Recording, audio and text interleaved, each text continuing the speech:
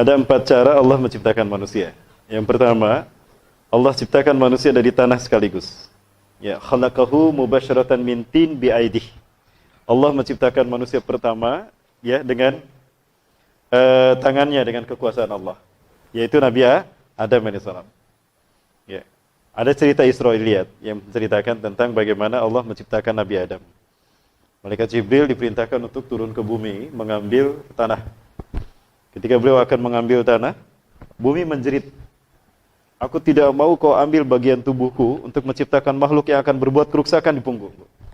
Maka malaikat Jibril kembali dengan tangan kosong kepada Allah. Lalu Allah perintahkan malaikat Mikail untuk turun melanjutkan tugas tadi. Mikail pun sama ternyata. Ya, sama tidak bisa mengambil tanah tadi. Ketika tanah mau digali, bumi mau digali, diambil tanahnya, bumi menjerit. Tidak ridho diambil bagian tubuhnya untuk menciptakan makhluk yang akan membuat kerusakan dan pertumpahan darah. Ternyata yang terakhir ini malaikat maut, malaikat Israel. Nah, malaikat Israel kan kita tahu lah kalau dia nyabut nyawa, gak pilih kasih ya. Ya, kalau disuruh kalau Allah begitu-begitu. Tapi ini ceritanya Israiliyat. Ya alhamdulillah, maka pada akhirnya kemudian malaikat Israel mengambil tanah tadi. Alhamdulillah, tanah yang diambil itu bermacam-macam. Saya pernah menggali sumur, ya warna tanah itu ada yang warna coklat, ya coklatnya sawo mateng ya, salahnya sawo mateng. Ada coklat, kemudian warna kuning, warna putih kemerah-merahan, warna hitam bahkan. Persis warna ras manusia. Ya nggak kebayang kalau yang diambil itu warna hitam. Kita negroid semua ini. Ya diambilnya tanah tadi, lalu diserahkan pada Allah, lalu Allah membentuknya. Ya, dengan kekuasaannya, maka jadilah Nabi Adam alaihissalam. Ya. Nah ini cara yang pertama Allah menciptakan manusia. Jadi tidak ada yang namanya Pithecanthropus erectus, tidak ada yang namanya Homo sapien, Mojokertensis, bohong. Kalau memang manusia lahir dari proses evolusi, kenapa kebun binatang masih penuh dengan kera sekarang? Kenapa mereka tidak berevolusi? Ya barangkali cuma Darwin sama yang lahir dari evolusi ya. Baik, itu yang pertama. Yang kedua, Allah ciptakan manusia itu dari tulang rusuk Nabi Adam alaihissalam. Ketika Nabi Adam tertidur, ya Nabi Adam sempat berpikir. Ketika Nabi Adam alaihissalam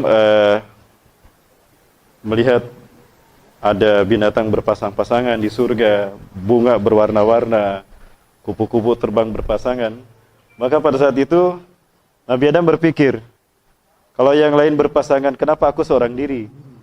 Apakah aku ditakdirkan keadaan jomblo, jablay, tidak berpasangan? Nah, maka kemudian Nabi Adam tertidur. Di saat Nabi Adam tertidur inilah Allah mengambil tulang rusuknya, ya, tulang rusuk subkontinen, yang ini nih. Jadi semua laki-laki tidak ada tulang rusuknya, bisa dipegang, Pak. Kalau masih ada itu hati-hati tuh, jodohnya nggak ada. Ya, operasi datang ke rumah sakit, ambil. Ya, diambil tulang rusuk Nabi Adam, lalu digunakan untuk menciptakan Hawa. Ya, maka ketika Nabi Adam terbangun, Hawa sudah ada. Nah, yang ketiga, Allah ciptakan manusia melalui proses reproduksi biasa, maksud saya tanpa proses reproduksi. Ya, tanpa sentuhan laki-laki. Ya, tanpa sentuhan laki-laki. Tapi kemudian Allah firmankan ke dalam rahim Siti Maryam. Dengan kalimat kun fayakun, maka lahirlah Nabi Isa. Jadilah Nabi Isa alaihissalam. Nah, tadi siapa? Siti Maryam. Allah meniupkan ruhnya ke dalam rahim Siti Maryam, sehingga kemudian beliau hamil mengandung Nabi Isa alaihissalam. Nah, kekuasaan Allah itu tidak terbatas. Ya innallaha ala kulli syai'in qadir. Kekuasaan Allah tidak terbatas, jangan dibatasi dengan kelemahan akal kita. Sehingga jika ada sesuatu yang kita dapatkan, dari Al-Quran dan hadis, kita belum bisa memahaminya, bahwa kekuasaan Allah itu tidak terbatas. Allah maha mampu kuasa untuk melakukan penciptaan tanpa seorang laki-laki. Langsung Siti Maryam hamil mengandung Nabi Isa. Ya, kalau kita belum bisa memahami bukan berarti itu tidak mungkin. Faktanya terjadi. Ya, kekuasaan Allah itu tidak terbatas. Jangan dibatasi kekuasaan Allah oleh kelemahan akal kita. Ya, itu cara Allah menciptakan manusia. Ya. Itu tadi Nabi Isa yang ketiga. Nah, yang keempat, Allah ciptakan manusia dengan proses reproduksi. Ovum dibuahi oleh sperma. Ya, ovum dibuahi oleh sperma. Dan ini pernah dijelaskan oleh Rasulullah SAW ketika sperma dominan, ovum resesif, maka akan lahir seorang anak laki-laki mirip ayahnya. Ayahnya putih, mancung, keriting rambutnya, cakep. Nah, anaknya mirip ayahnya. Itu sperma dominan, ovum resesif. Kemudian jika ovum yang dominan, sperma resesif, maka akan lahir mirip ibunya. Ya. Lah, jika tidak mirip ibunya dan tidak mirip tetangganya, tidak mirip ibunya dan ayah, tapi mirip tetangganya, kira-kira mana yang dominan nih? Ada bahaya nih ya. Baik. Nah, Bapak Ibu sekalian yang dirahmati Allah, nah itu 4 cara Allah menciptakan manusia. Kembali kepada Nabi Isa alaihissalam. Kehadiran Nabi Isa di dalam Al-Quran dijelaskan bahwa penciptaan Nabi Isa, perumpamaan Nabi Isa itu sama dengan Allah menciptakan Nabi Adam. Ya. Tanah berubah menjadi manusia, itu prosesnya kita pun susah, tidak bisa. Hanya Allah yang Maha Kuasa yang bisa melakukan itu. Maka kewajiban kita adalah mengimani itu. Ya. Selama itu datang dari Al-Quran dan hadis yang sahih. Ya. Itu pernah sekali. Baik, terkait dengan Nabi Isa alaihissalam ketika lahir. Kenapa Allah menciptakan Nabi Isa dari Siti Maryam tanpa sentuhan seorang laki-laki, tanpa seorang ayah? Adalah untuk membuktikan bahwa Allah Subhanahu wa taala tidak menjelma menjadi manusia. Sebagaimana klaim orang-orang Yahudi. Ya. Kalau Bapak Ibu lihat salib yang ada patungnya, nah mulai ini. Salib yang ada patungnya. Itu salib milik orang Katolik. Di atasnya ada tulisan Indri. Ya. Ada yang pernah lihat itu? Ada tulisan Indri kan? Ada yang tahu apa arti Indri? Indri. Indri ini artinya adalah penjelmaan.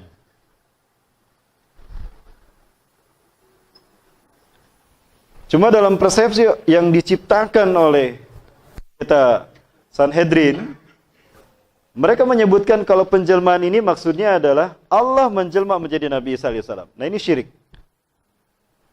Makanya Allah bantah pernyataan mereka. Di mana mereka mengatakan, Inna Isa bin Maryam, Inna Allaha Isa bin Maryam. Sesungguhnya Allah itu adalah Isa bin Maryam. Mereka mengklaim kalau Allah menjelma menjadi Nabi Isa alaihissalam. Atau orang-orang Kristen menyebutnya Yesus Kristus. Itu bohong, tidak benar. Yang dimaksud dengan Indri sebagai penjelmaan adalah bukan Allah yang menjelma menjadi Yesus. Bukan Tuhan yang menjelma menjadi Yesus. Tapi Allah serupa Yudas Iskariot menjadi Isa bin Maryam. Nah, dari mana kita tahu itu? Quran, surat An-Nisa, surat keempat ayat 157 sampai 159. Ya. Jadi serupakan Nabi Yudas Iskariot yang berkhianat kepada Nabi Isa, Allah wujudkan dia menjadi Isa bin Maryam. Maka ketika dia keluar, dialah yang ditangkap oleh Raja Herodes dan pasukan Romawi. Dan dialah yang digantung di tiang salib. Cerita sampai ke sana, ya insya Allah kita bahas. Waktu kita sampai jam berapa? Sampai maghrib ya? Sampai Isa. Sampai Isa ada kajian Pak. Ya. Baik Bapak Ibu rahmati Allah. Terkait dengan Indri ini, ada satu hal yang pernah saya kaji. Dulu saya senang sekali mengkaji hadis literatur kuno. Ketika saya melakukan tugas untuk studi saya di Semarang, dulu Jawa Tengah, saya menemukan petikan Injil Barnabas tahun 97. Di mana dalam petikan Injil Barnabas itu saya temukan ada konspirasi yang dilakukan oleh para pendeta Sanhedrin. Itu para pendeta yang mereka menguasai Al-Aqsa, Baitul Maqdis. Mereka melakukan jamuan-jamuan, tapi jamuan-jamuan kebaktian, jamuan-jamuan ceramah tentang ketuhanan kerohanian, itu mereka simpangkan.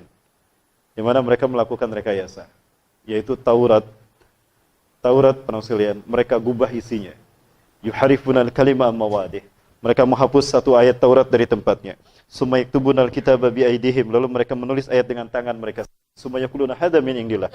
Lalu mereka mengatakan ini datang dari Allah. Wa ma huwa min indillah. Padahal itu bukan datang dari Allah. Nah, maka upaya ini oleh Allah memang sudah direncanakan akan dibantah oleh Nabi Isa alaihissalam. Makanya Allah jadikan Nabi Isa bisa berbicara ketika baru dilahirkan. Ya, baik penausiran mati Allah. Nah, saya perlihatkan terlebih dahulu di mana tempat Nabi Isa dibesarkan dan di mana para pendeta Sanhedrin, pendeta Yahudi ini melakukan pemalsuan Taurat. Yaitu di Yerusalem, kata orang Israel, menurut kita adalah Al-Quds. Ini ada nasar di Masjid Qibli, di alun-alun Al-Aqsa ya. Al-Aqsa itu alun-alun, di dalamnya ada Masjid Qibli, ada Masjid Dome of Drop, dan ada Masjid Marwani. Yang para mulai saksikan ini adalah Masjid Marwani. Masjid yang berada di lantai, di bawah lantai Al-Aqsa. Jadi ada Al-Aqsa, ada bagian sebelah timur ke selatan. Itu ada lantainya, di bawahnya ada Masjid Marwani. Nah, inilah masjid yang digunakan Rasulullah ketika sholat mengimami 1.500 nabi dan rasul dari Bani Israel ketika Isra Mi'raj. Nah, masjid di bawah lantai. Nah, disinilah terdapatnya mihrab Siti Maryam. Dan juga terdapatnya mihrab Nabi Sulaiman alaihissalam. Nah, ini ruangan yang biasa digunakan Nabi Sulaiman ketika mengimankan umatnya, mendakwahkan tauhid kepada umatnya. Ini masuk ke dalam. Luas sekali ya. Di sini pula terdapatnya 70.000 jasad kaum muslimin yang disembelih dan maksudnya dibunuh, disembelih satu-satu oleh Romawi ketika Romawi menguasai Syam, Palestina, Suriah. Karena mereka tidak mau murtad, jadi disembelih. Oleh Salahuddin Ayyubi dibersihkan mereka dan dikuburkan sebagaimana syuhada. Mohon maaf para muslimin, ini kayaknya dari fokus dari speaker aktif ya. Nah, ini mihrab Siti Maryam. Yang pernah boleh lihat ini adalah mihrab Siti Maryam. Disinilah Nabi Zakaria membesarkan Siti Maryam, dan juga Siti Maryam membesarkan Nabi Isa alaihissalam. Disinilah Siti Maryam membesarkan Nabi Isa alaihissalam. Nah, baik. Kemudian setelah Siti Maryam meninggal dunia, Nabi Isa dipelihara oleh Nabi Zakaria. Nah, Nabi Zakaria, qadarullah, Allah takdirkan memiliki putra Nabi Yahya berbarengan dengan lahirnya Nabi Isa. Jadi Nabi Isa dan Nabi Yahya itu sepantar seusia. Keduanya diasuh oleh Nabi Zakaria. Setiap kali Nabi Zakaria datang ke Masjidil Aqsa untuk memberikan jamuan kajian tentang tauhid ya, itu keduanya dibawa. Kemudian para pendeta Sanhedrin itu mereka menyampaikan tentang Taurat, ceramah tentang Taurat, bla bla bla bla bla. Nah, ternyata terbongkar oleh Nabi Isa kalau para pendeta Sanhedrin itu menyampaikan Taurat yang palsu, bukan Taurat seperti itu. Mereka telah merubah Taurat dengan menjadi Talmud. Nah, upaya mereka merubah Taurat menjadi Talmud lalu diceramahkan, dibongkar oleh Nabi Isa. Sesuatu yang belum pernah dibantah oleh siapapun, yang pada saat itu Nabi Zakaria pun baru tahu kalau mereka telah merubah Taurat menjadi Talmud. Itu dibantah oleh Nabi Isa yang saat itu Nabi Isa masih kecil. Usia 7 tahun. Nabi Isa mendengar penceramah para pendeta Sanhedrin. Loh, kok mereka menyampaikan Taurat tapi ngomongnya kayak gitu? Taurat bukan kayak gini. Nah, ini tujuan Allah. Selain mewahyukan Injil, Allah juga mewahyukan Taurat pada Nabi Isa.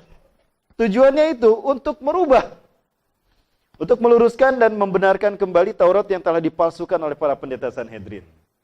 Mereka lah tokoh pertama dalam penciptaan kelompok Yahudi Talmudian. Lalu mereka mengklaim bahwa Talmud lebih mulia daripada Taurat. Nah, ini dibongkar sama Nabi Isa, saat itu Nabi Isa masih 7 tahun. Jadi ketika para pendeta Sanhedrin ceramah, naik Nabi Isa ke meja. Tolak pinggang. Wailul lakum, celaka kalian, kata Nabi Isa. Innakum tuharifunal kalima an mabadih. Sungguh kalian telah merubah Taurat dari tempatnya.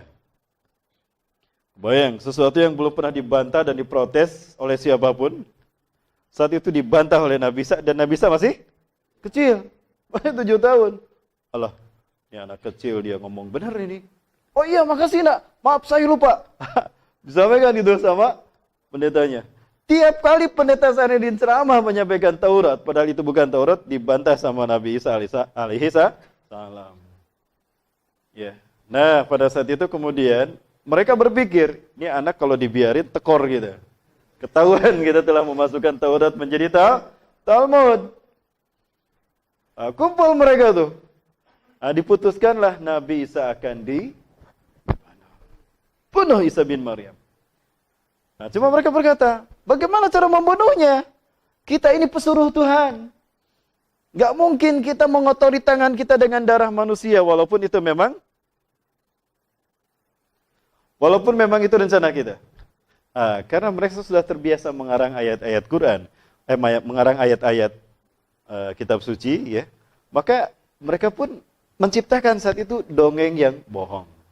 Dongeng palsu yang terkait dengan Nabi Isa. Tujuannya menyingkirkan Nabi Isa alaihissalam. Maka diciptakanlah sebuah dongeng. Pernah mendengar dongeng ini? Doktrin Tuhan bingung. Ini cerita yang saya dapatkan dulu waktu saya lama sekali. Nah, para pendeta Sanhedrin itu menciptakan dongeng, doktrin Tuhan bingung. Ya, bingung saya membaca dongeng Tuhan bingung. Kok ada Tuhan bingung? Ya, jadi mereka, ini zalimnya mereka, melarapkan sifat yang buruk dari manusia kepada Allah SWT. Maksudnya sifat yang tidak baik dari manusia, bingung, itu dilarapkan pada Tuhan. Jadi mereka mensejajarkan Tuhan dengan manusia. Nah, kemudian apa yang terjadi? Ya. Kenapa dikatakan Tuhan bingung? Nah, ceritanya dikaitkan dari Nabi Adam. Diambil dari Nabi Adam. Allah sudah jelas melarang Nabi Adam tidak boleh memetik dan memakan buah pohon kayu. Dipetik sama Nabi Adam sama Siti Hawa, dimakan bareng-bareng. Nah, Allah murka kan? Ketika Allah akan menghukum Nabi Adam, Tuhan berpikir saat itu, kasihan Adam, aku Tuhan. Jangankan Adam, alam semesta aku sentil, hancur alam semesta. Apalagi Adam. Bingung Tuhan, hukum jangan. Ya bikin Tuhan bingung. Dihukum, kasihan manusia, Adam ya, akan kesakitan. Tidak dihukum, Adam bersalah. Ya, kalau manusia bingung, mungkin cuma beberapa jam ya. Tapi kalau Tuhan bingung, berapa lama tuh? Kemudian muncullah ide. Eureka, Tuhan punya ide. Tadinya Tuhan tidak tahu. Nah, ini menjadi satu paham dalam satu kelompok. Ya, akidah al-bada. Ya. Kemudian apa yang terjadi? Wa'alaikumsalam. Nah, Tuhan punya ide. Aku kan Tuhan. Tuhan itu immortal, tidak mati. Kalau begitu, aku saja yang dihukum, jangan Adam. Akhirnya diputuskanlah. Tuhan menjelma menjadi Yesus Kristus. Jibril, sini Jibril. Baik Tuhan. Catat maklumat Tuhan. Baik Tuhan. Jibril buka laptop, ketik maklumat Tuhan. Titik 2. 1, Tuhan menjelma menjadi manusia. Apa maksudnya? Menggantikan hukuman Adam diterima oleh Tuhan. Tidak diberikan pada Nabi Adam. Nah, namun Tuhan bingung juga. Bingung lagi yang kedua kalinya. Kalau aku menggantikan Adam, ya, posisinya sebagai yang terhukum, kemudian aku menjadi manusia, bagaimana cara aku hadir ke dunia? Gak mungkin aku hadir begitu saja. Orang-orang gak akan percaya kalau aku ini anak manusia. Oh, berarti aku harus lahir secara normal. Jibril, nomor 2 Jibril. Tuhan lahir secara normal. Setelah Tuhan memutuskan untuk lahir secara normal, bingung lagi yang ketiga. Siapa wanita yang layak melahirkan? Tuhan. Ini di Jakarta aja banyak nih wanitanya. Yang mana yang layak melahirkan Tuhan. Jatuhlah kemudian pilihan pada Siti Maryam. Dari mana? Jibril angkat tangan. Tuhan, boleh ngasih masukan Tuhan? Wah, Jibril ngasih masukan sama Tuhan. Beginilah zalimnya mereka, pendeta Sanhedrin. Mereka mengarang cerita dan memposisikan Allah sebagaimana makhluk. Subhanallah amma yasifun. Subhanallah amma yusyrikun. Tuhan, dulu engkau pernah mengutus aku ke Bethlehem. Di Nazaret ada putri Imran yang suci yang tidak pernah tersentuh oleh siapapun. Dia selalu beribadah kepadamu Tuhan. Dan dia berada di mana tadi? Di mihrab dan dipelihara oleh Nabi Zakaria. Ya, berada di mihrab tadi di sini. Ya. Siapa namanya Jibril? Masa Tuhan tidak tahu? Nanya sama Jibril. Maryam binti Imran Tuhan. Jibril. Ihbit ilal ardi kullaha li'annani sa'angfuhu min ruhi ilaiha. Jibril, turun kamu ke dunia. Sampaikan pada Maryam, aku akan meniupkan sebagian ruhku ke dalam rahimnya. Maka ditiupkanlah oleh Tuhan sebagian dari ruhnya ke dalam rahim Siti Maryam, maka mengandunglah Maria, mengandung Yesus Kristus, dan lahirlah Yesus Kristus untuk menebus dosa manusia. Yaitu dosa Nabi Adam. Nah, tujuan Yesus lahir, Tuhan menjelma menjadi Yesus untuk menebus dosa manusia, karena perbuatan Adam dari sini Pak ceritanya. Tapi dari kebohongan yang diciptakan pendeta Sanhedrin menjadi akidah bagi orang-orang sampai hari ini. Ya. Bagaimana Bapak Ibu? Tergambar ya? Nah, intinya Tuhan dihukum menggantikan Adam. Bagaimana hukumannya? Disalib. Ya. Maka dari situlah muncul doktrin Yesus Kristus sang penebus dosa harus disalib. Maka terancam nyawa Nabi Isa alaihissalam saat itu. Faham Nabi Isa kalau dirinya difitnah. Dongeng tadi dihasutkan kepada tokoh-tokoh Romawi sampai bahkan kepada Raja Herodes, Raja Romawi. Di mana? Di sini, di Yerusalem. Baik, ya Bapak. Nah, Nabi Isa paham, merasa terancam, maka kemudian Nabi Isa pergi meninggalkan Yerusalem.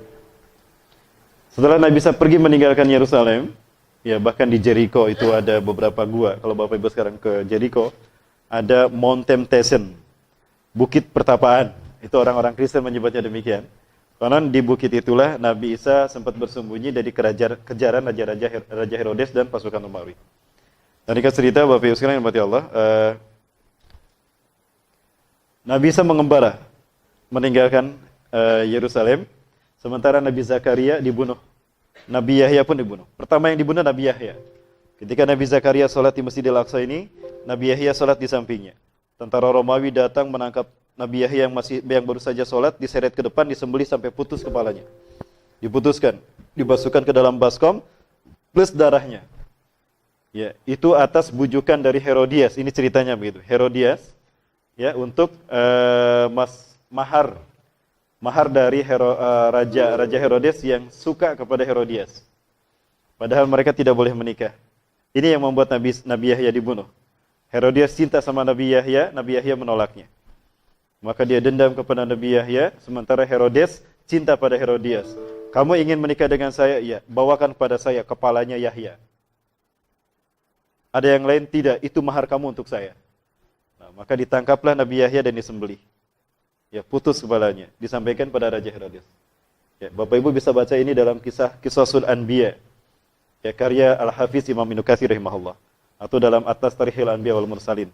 Baik, para yang mati Allah, kemudian Nabi Zakaria tidak bisa malah menyelamatkan anaknya, kan sama-sama lagi sholat. Bahkan belum ditangkap gitu. Setelah Nabi Yahya dibawa, diseret ke sana, keluar, Nabi Zakaria dibenturkan di dinding. Beliau lalu selesaikan sholatnya dan lari menyelamatkan diri. Saat itu beliau sudah usia tua. Beliau bingung mau lari kemana, lalu pohon membelah diri. Ini ceritanya begitu dalam kisah Sunan Biya. Pohon membelah diri dan berkata, "Ya Nabi Allah, intabih nafsaka ada jasadi." Sembunyikanlah dirimu di dalam tubuhku. Aku akan melindungimu dari mereka.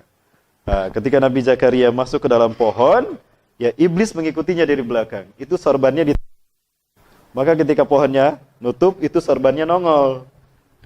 Tentara Romawi yang nari-nari Nabi Zakaria, kemana itu si kakek-kakek? Hebat bener lumpan larinya kok tiba-tiba menghilang. Ini sorbannya. Wah, dia pintar bersembunyi di dalam pohon tadi. Ini sorban berarti di leher, pinggangnya di sini, di gergaji itu. Belah dua. Tahu Nabi Zakaria dan Nabi Yahya dibunuh, Nabi Isa pergi menyelamatkan diri. Mengembara dari satu kampung ke kampung. Nah, disitulah Nabi Isa alaihissalam dakwah. Dimulai dari usia 9 tahun saat itu. Beliau mengembara. Ada kaum, di mana di kaum tadi ada yang buta sejak lahir. Nah, di situ Nabi Isa mendapatkan mukjizat dari Allah. Ya Allah, aku akan menyembuhkan mereka dan mudah-mudahan menjadi cara mereka untuk beriman padaku. Ya. Didatangi oleh Nabi Isa yang baru usia berapa? 9 tahun. Ya, bismillahirrahmanirrahim. Masahayyam sahu masihun, diusap. Sembuh tuh dengan izin Allah. Siapa engkau, nak? Kok engkau bisa menyembuhkan anakku yang buta sejak lahir? Apa kau Tuhan, nak? Aku Isa bin Maryam, Nabi dan Rasul Allah. Apa yang aku lakukan adalah dari keutamaan Allah kepadaku. Mukjizat. Berimanlah kalian kepadaku sebagai Nabi dan Rasul kalian. Aku menyuruh kalian adalah untuk beriman kepada Allah dan tidak mempersekutukannya sedikit pun. Berimanlah mereka. Di antara mereka yang beriman ada Barnabas. Ya. Mengembara lagi. Nah, pengembaraan Nabi Isa mengusap bumi dengan pengembaraannya itu disebut Al-Masih. Begitu pula Nabi Isa menyembuhkan orang yang buta, kemudian orang yang berpenyakit belang diusap, masahayyam sahu masihun. Mukjizat dari Allah. Itu yang membuat beliau mendapat gelar Al-Masih. Itu dari Allah. Mukjizat itu dari Allah Subhanahu wa taala. Kemudian Nabi Isa alaihissalam dakwah kepada satu kaum yang mereka mancing lama, dilihatin sama Nabi Isa. Lalu Nabi Isa mengatakan pada mereka, kalian sibuk menghabiskan waktu kalian seharian bahkan sampai malam mengumpulkan bekal untuk kalian makan di dunia. Lalu kapan kalian menyibukkan diri untuk mengumpulkan bekal bagi akhirat kalian? Harusnya kalian beribadah kepada Allah untuk mengumpulkan bekal dan demi keselamatan kalian di akhirat. Siapa engkau nak? Kok kamu bilang kayak orang dewasa? Aku Isa bin Maryam, Nabi dan Rasulullah. Dakwah lagi di situ. Nah, berimanlah mereka. Ada di antara mereka yang bernama Yakobus. Beriman juga. Nah, dalam pengembaraan tadi berimanlah orang-orang, maka terciptalah umat Nasrani. Di antara mereka ada 12 orang yang terus mengikuti Nabi Isa alaihissalam sampai Nabi Isa diangkat ke langit. 12 inilah yang disebut dengan Hawariyun. Ini kisahnya, mengembara Nabi Isa sampai pada pengembaraan terakhir. Nah, sampai pada pengembaraan terakhir Nabi Isa alaihissalam. Herodes yang dihasut oleh oleh para pendeta Sanhedrin untuk menangkap Nabi Isa karena memfitnah, mengira bahwa Nabi Isa itu adalah Yesus Kristus, Tuhan yang menjelma menjadi manusia untuk menebus dosa manusia. Ya, dikejar-kejar Nabi Isa. Seseorang dari pengikut Nabi Isa, Hawariyun, yang berjaga-jaga lari. Ya. Wailun lana, intabihu antum wa anta ya Isa bin Maryam Rasulullah. Celaka kita. Harusnya kita bersembunyi dan Anda pun Nabi Allah harus bersembunyi. Kenapa? Aku melihat Herodes dan tentara Romawi di bawah pimpinannya dan juga para pendeta Sanhedrin datang untuk menangkap kita. Ya. Wah, betul juga. Anda harusnya bersembunyi, wahai Nabi Allah. Betul, aku akan bersembunyi. Kalian juga bersembunyi. Nah, sebelum Nabi Isa dan para Hawariyun ini berpisah, di situ Nabi Isa mengambil sumpah pada mereka. Di dalam surat As-Saff Allah sebutkan kan, ada di dalam Quran surat As-Saff, Isqala Isa bin Maryam lil hawariyina man ansari ilallah. Qala nahnu ansarullah. Nah, mereka menyatakan akan menolong Nabi Isa. Artinya ketika Nabi Isa nanti sudah tidak ada diangkat, mengalami sesuatu menghilang meninggalkan mereka, siapa yang akan membantuku menyebarkan agama Allah ini? Maka Hawariyun mengatakan, kami adalah penolong-penolong Allah. Perhatikan para hamba Allah. Hawariyun saat itu sebelum Nabi Isa diangkat,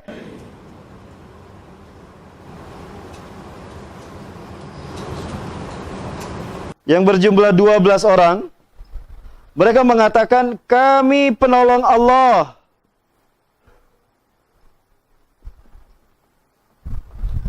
Hal ini mereka ucapkan sebagai bukti bahwa mereka beriman kepada Allah. Maksud kami penolong Allah, kami siap mendakwakan tauhid kepada manusia sepeninggal Anda, wahai Isa bin Maryam, Nabi Allah dan Rasulullah. Ya, itu kata-kata Hawariyun. Kita akan mendapatkan sesuatu yang luar biasa. Di dalam Quran surat Al-Maidah ayat ke-112. Terkait dengan Al-Maidah itu sendiri. Ada satu kajian yang menarik dari Dr. Jabir Balusi dari Iran. Beliau Muslim. Apakah hidangan yang dimintakan oleh Hawariyun itu sudah terjadi apa belum? Nah, nanti kita bahas ya, Allah. Coba perhatikan di sini. Kamilah penolong Allah. Artinya kami akan mendakwahkan tauhid, akan mendakwahkan Islam ini sepeninggal Anda nanti. Artinya mereka beriman kepada Allah kan. Nah, ini kata-kata mereka sebelum Nabi Isa diangkat. Atau sekarang saya bahas Bapak Ibu sekalian. Coba buka dalam Quran surat Al-Maidah. Tentang hidangan. Di mana Hawariyun berkata, meminta agar diturunkan hidangan. إِذْ قَالَ الْحَوَارِيُّونَ يَا عِيسَى ابْنَ مَرْيَمَ هَلْ يَسْتَطِيعُ رَبُّكَ أَن يُنَزِّلَ عَلَيْنَا مَائِدَةً مِنَ السَّمَاءِ قَالَ اتَّقُوا اللَّهَ إِن كُنتُم مُّؤْمِنِينَ. Isqalal Hawariyun, ingatlah ketika berkata para Hawariyun, Ya Isa bin Maryam. Nah, mereka tidak menyebut Nabi Isa Rasul Allah, tapi langsung menyebut namanya. Ya Isa bin Maryam. Hei Isa bin Maryam. Yang kedua, hal yastati'u rabbuka. Bisakah, apakah mampu Tuhanmu? Nah, di sana mereka mengatakan rabbuka, Tuhanmu. Kalau Tuhanmu berarti bukan Tuhan kami kan? Betul. Seolah-olah mereka memposisikan kalau mereka bukan pengikut Nabi Isa. Maka di sini pakai alif lam. Pertanyaannya, samakah Hawariyun yang di sini dengan Hawariyun yang berkata ini? Sebelum Nabi Isa diangkat, Nabi Isa berkata, Wa iz qala Isa ibn Maryam lil hawariyina man ansari ila Allah? Qala al hawariyuna nahnu ansarullah. Kamilah penolong-penolong Allah. Kalau orangnya sama dengan yang ini, Hawariyun itu, nggak mungkin mereka mengatakan Rabbuka. Pasti Rabbuna, Tuhan kami. Pertanyaannya, lalu siapa Hawariyun ini? Dr. Jabir Balusi mengatakan, Hawariyun yang ini adalah orang Kristen yang nggak ada di akhir zaman sekarang. Ketika Nabi Isa turun, mereka belum yakin kalau itu Nabi Isa yang dulu. Apakah Anda Isa bin Maryam yang dulu diangkat ke langit?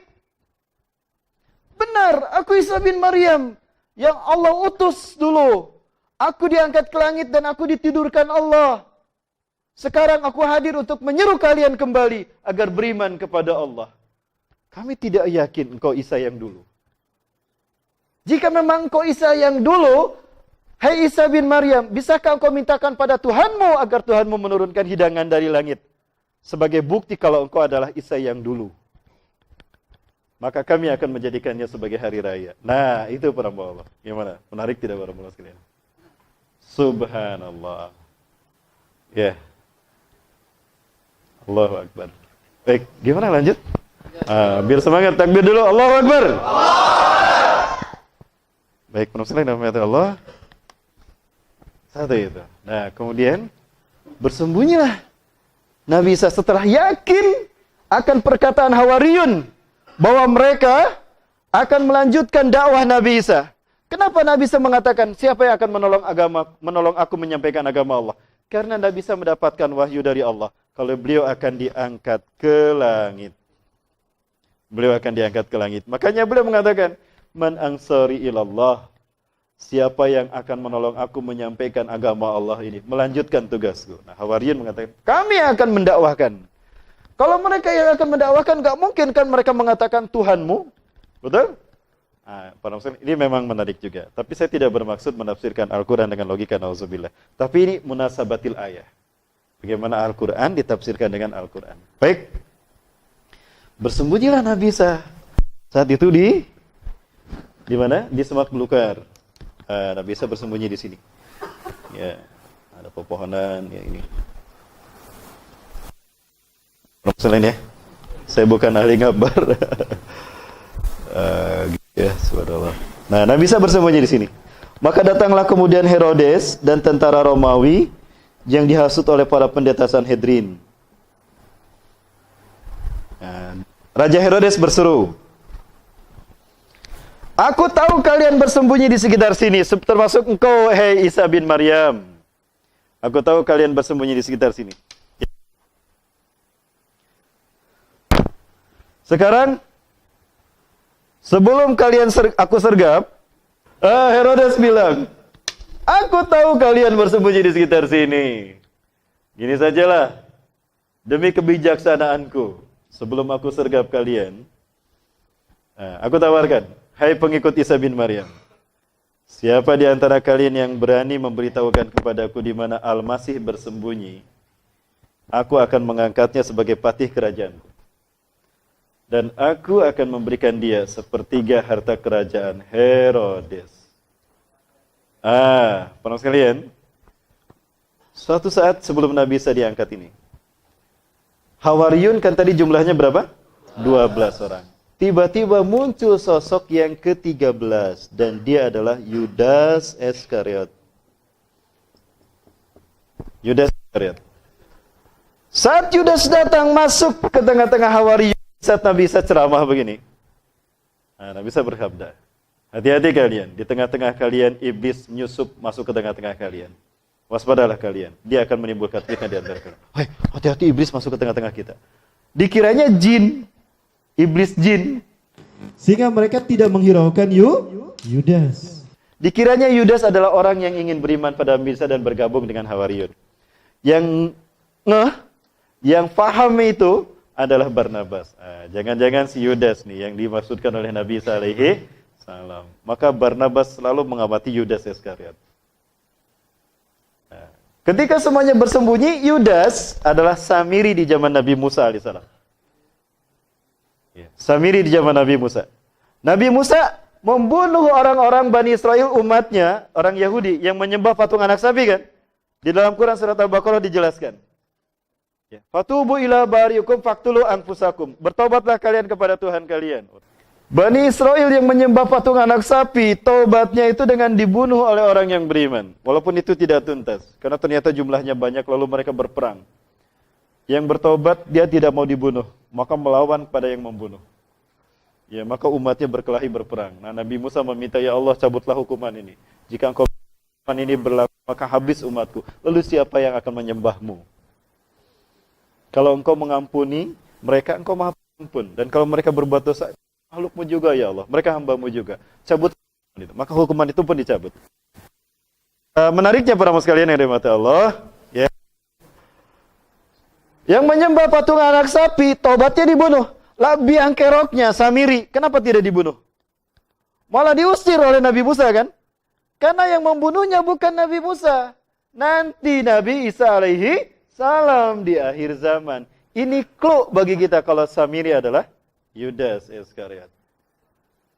Lalu apa clue kita kalau Yudas alias Samiri ini adalah Dajjal? Peristiwanya di sini. Dia berganti-ganti nama di zaman para nabi. Setelah Nabi Musa kan ada banyak nabi. Dia masuk ke tiap para nabi menimbulkan fitnah. Berganti nama untuk menutupi jejaknya. Di zaman Nabi Isa dia bernama Yudas. Ketika dia ikut sembunyi, dia mendengar Herodes mengucapkan tadi, siapa di antara kalian yang mau memberitahukan di mana Al-Masih bersembunyi, aku akan memberikan padanya harta sepertiga harta kerajaanku dan aku akan mengangkatnya menjadi patih kerajaanku. Yudas Iskariot alias Dajjal, dia butuh harta untuk keliling dunia. Dan dia butuh kekuasaan untuk mempengaruhi manusia. Pucuk dicinta ulam tiba, keluar dia memberitahukan di mana Nabi Isa bersembunyi. Isa bin Maryam ada di sini. Baik. Keluar dia. Aku tahu di mana Isa bin Maryam bersembunyi. Benar nih. Ikuti aku, kata Yudas. Ya, maka Herodes bilang, "Hai pasukanku, ikuti Yudas, tangkap Isa bin Maryam." Maka mereka kemudian Yudas akan masuk ke tempat Nabi Isa bersembunyi.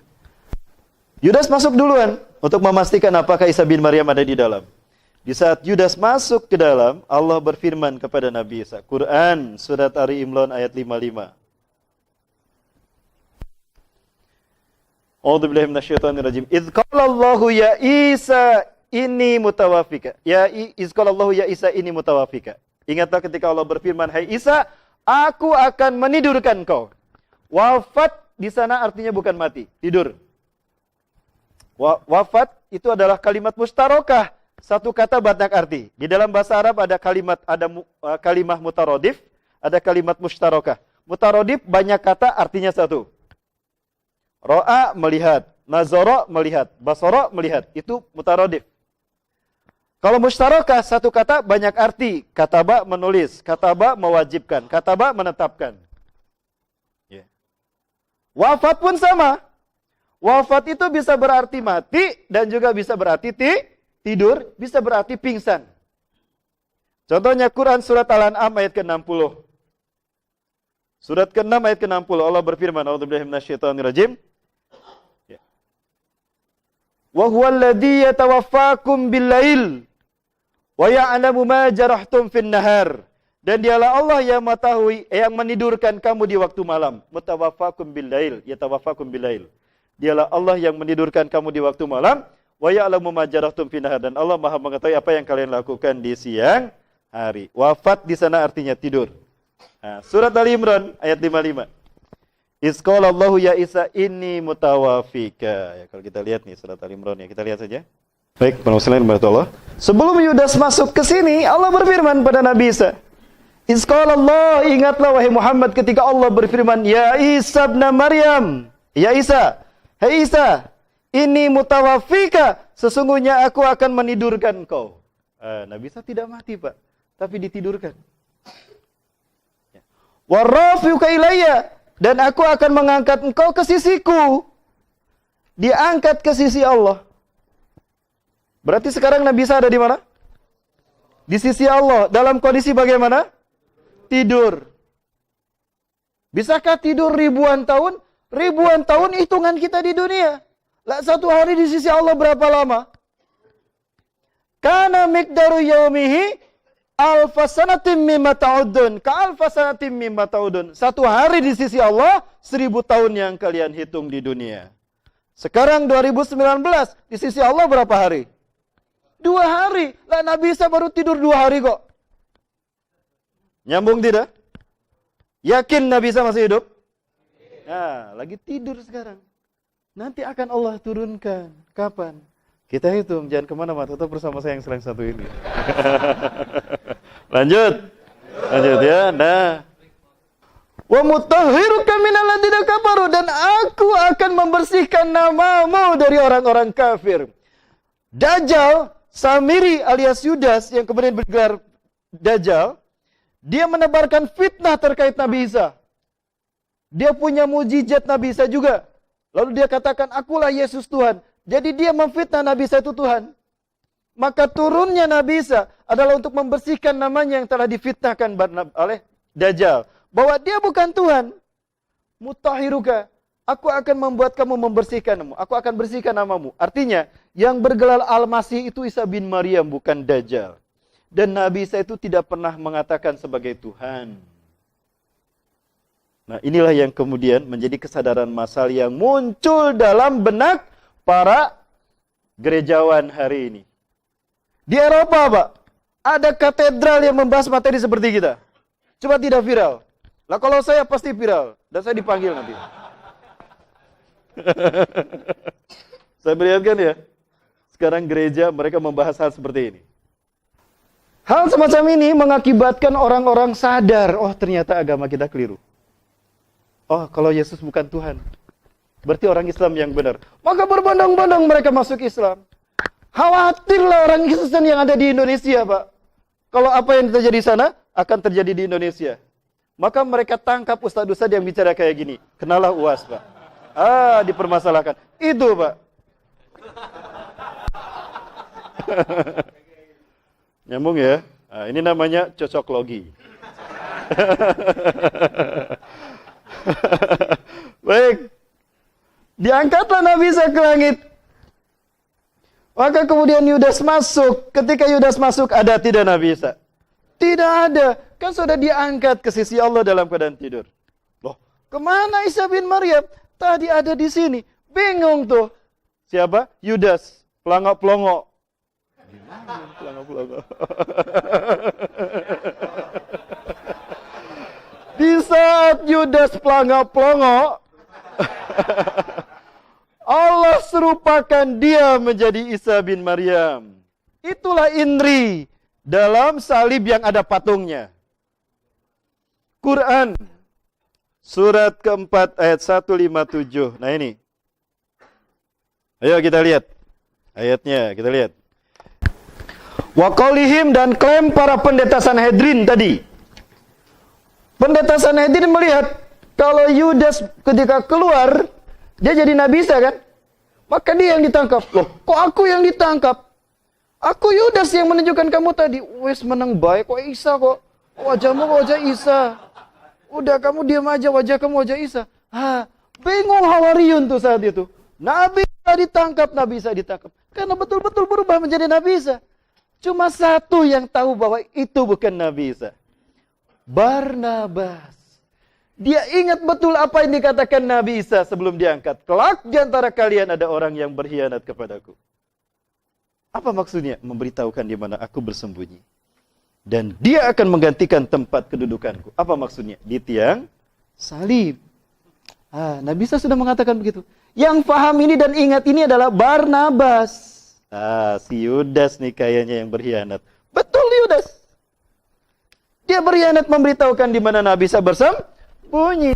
Dan dialah yang menggantikan Nabi Isa di tiang salib. Barnabas yang paham ini. Disaliblah Yudas. Salib kan panjang tuh. Ditidurkan dia. Dipaku kaki dan tangannya. Di saat dia ditidurkan, dia melihat Nabi Isa diangkat ke langit. Makanya dia berseru pada Nabi Isa. Eli, Eli lama sabahtani. Nah, Bible ada tuh. Tuhanku, Tuhanku, kenapa kau tinggalkan aku? Pernah mendengar itu? Tanyakan sama Ustaz Munzir Situmorang.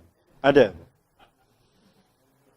Eli, Eli lama sabahtani. Tuhanku, Tuhanku, kenapa kau tinggalkan aku? Nah, ini clue bahwa Nabi Isa diangkat bukan hanya ruhnya saja, tapi dengan fisiknya. Buktinya bisa terlihat oleh Yudas kan? Nah, berarti Nabi Isa memang tidak ada. Disaliblah dia. Diarak ke bukit Golgota. Golgota artinya tengkorak. Karena salibnya panjang, dia diarak begini. Nah, begini. Lalu Herodes memegang pedang di tangan kanannya, Old Testament di tangan kirinya. Perjanjian lama. Itu pedang ditusuk-tusukkan ke tubuh Yudas yang dikira Isa bin Maryam. Atau mereka menyebutnya Yesus Kristus.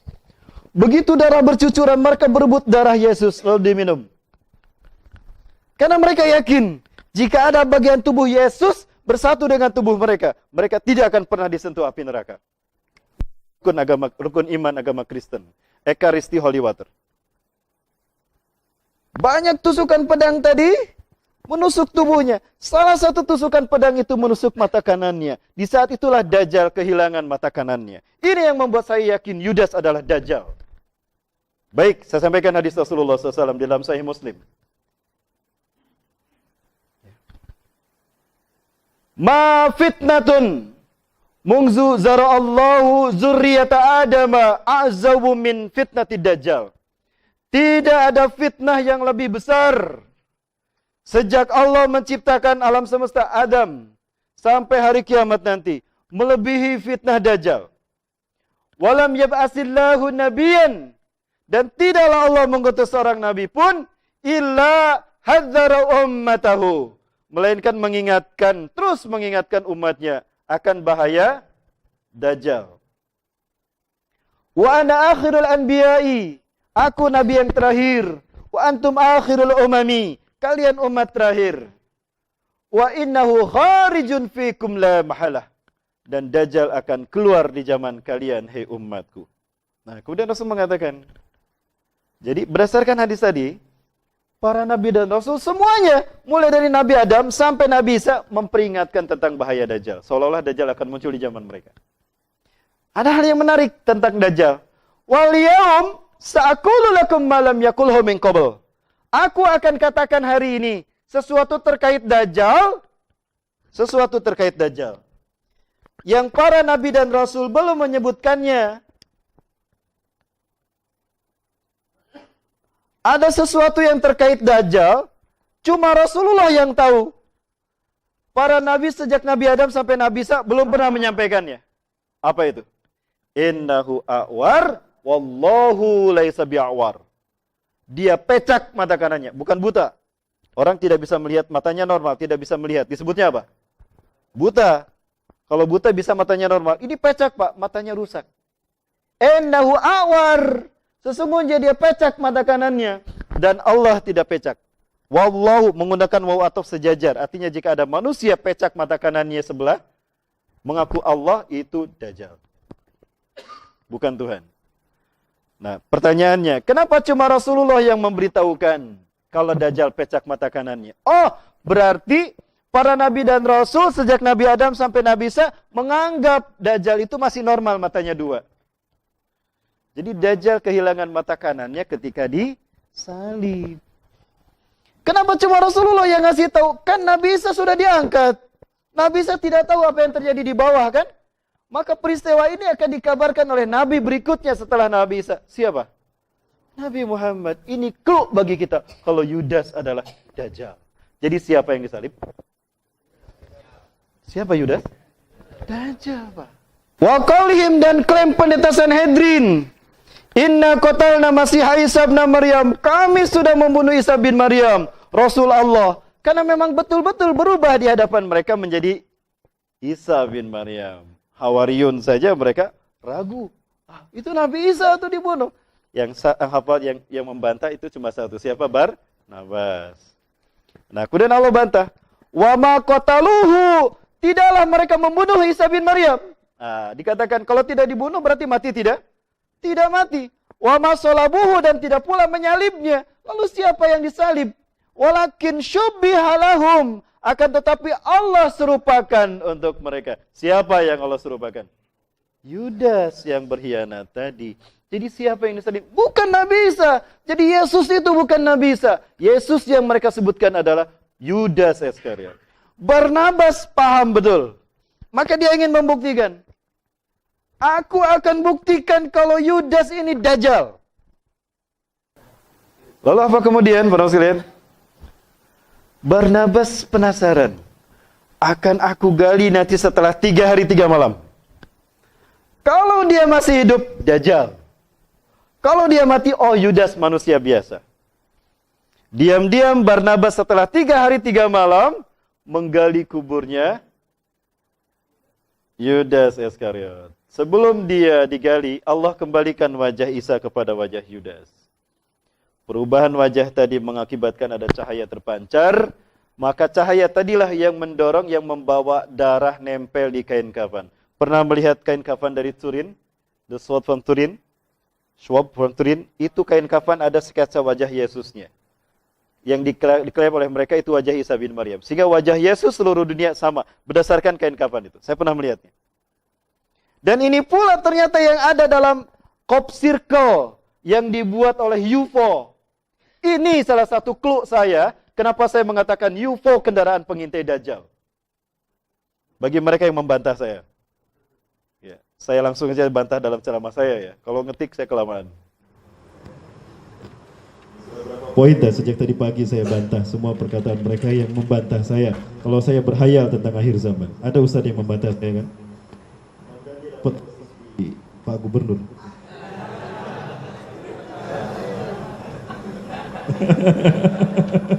Hati-hati, fitnah akhir zaman membuat orang berganti akidah dalam sehari.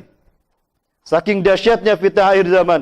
Yusbihu rajulun mu'minan wa yumsi kafiran wa yumsi mu'minan wa yusbihu kafiran. Paginya beriman, sorenya kafir. Sorenya beriman, paginya kafir. Yabi'u dinahu bi'ardi minad dunya. Menjual akidahnya demi pangkat, jabatan dan harta.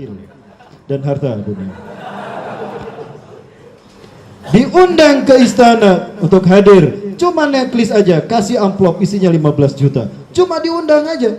Gue ceramah nggak 15 juta, ini cuma nanda tangan 15 juta. Akidahnya dia jual demi amplop 15 juta. Bukti kan?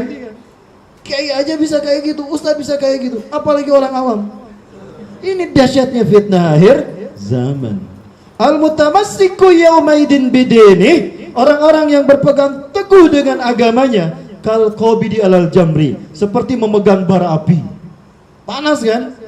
Mau kajian dijaga, mau ceramah dijaga, dibubarin langsung. Panas kan? Siapa yang bubarin? Semangka, luarnya hijau, dalamnya merah. Nah, Barnabas diam-diam setelah 3 hari 3 malam, diam-diam dia menggali kuburan nih. Ada yang viralkan ini setelah masa ini nih. Ada kan di Instagram ya? Ada di Instagram saya ya? Siapa tuh yang bikin tuh? Adam Dabi. Ada nggak? Ya, tapi nggak apa-apa, alhamdulillah deh. Ya, terkait dengan ceramah saya ini. Ada digambarkan, ternyata ada filmnya tuh. Itu sutradaranya siapa? Mel Gibson. The Passion of Christ. Itu nggak pernah ketemu dulu dengan saya. Tapi ceritanya sama kan? Mungkin dia nonton YouTube saya. Nah, diam-diam Barnabas menggali kuburan Yudas. Allah kembalikan wajahnya kepada wajah Yudas Iskariot. Digali sama Barnabas, masih hidup. 3 hari 3 malam dikubur masih hidup.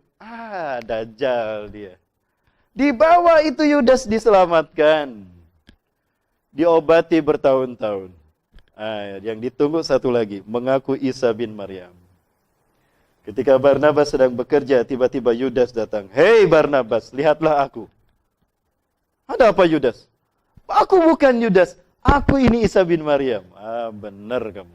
Yudas paham kalau tubuhnya telah berubah menjadi Isa bin Maryam. Tapi dia lupa kalau dia sudah berubah kembali menjadi Yudas. Ketika dalam kubur kan?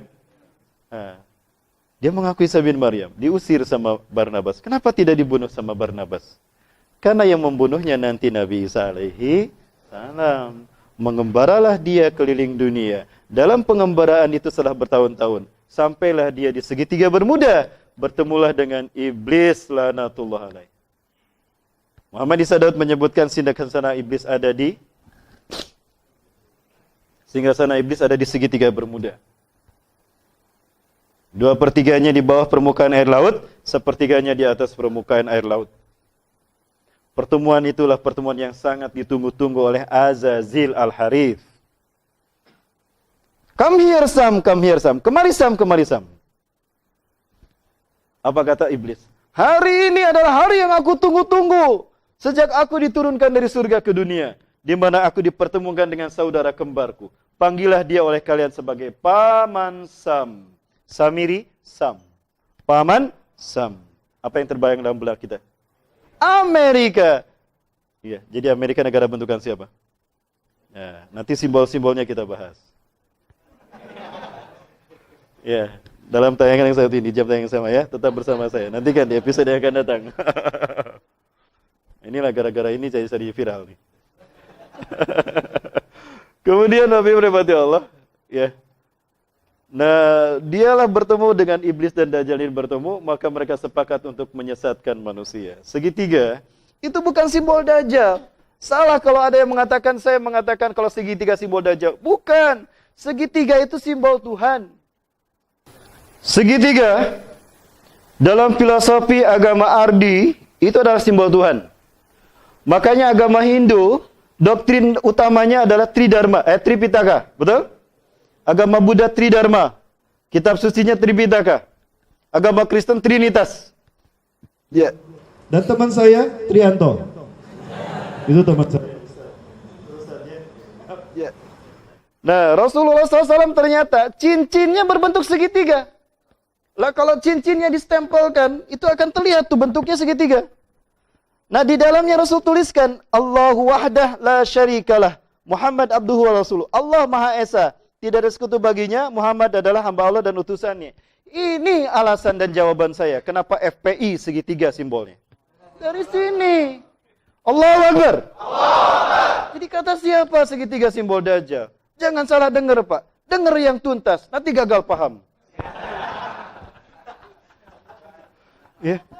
Sebelah kirinya fa'inaka mansur, sesungguhnya engkau Muhammad pasti ditolong Allah. Tawajjah haitsu syi'ta, hadapkan wajahmu kemanapun yang kau inginkan. Lalu beliau menceritakan tentang ini, Pak. Nah, ini kata beliau nih. Nah, ini ya. Kalau dalam riwayat yang lain ada tulisan inna syani'aka wal abtar. Sesungguhnya orang yang membencimu itu adalah yang terputus.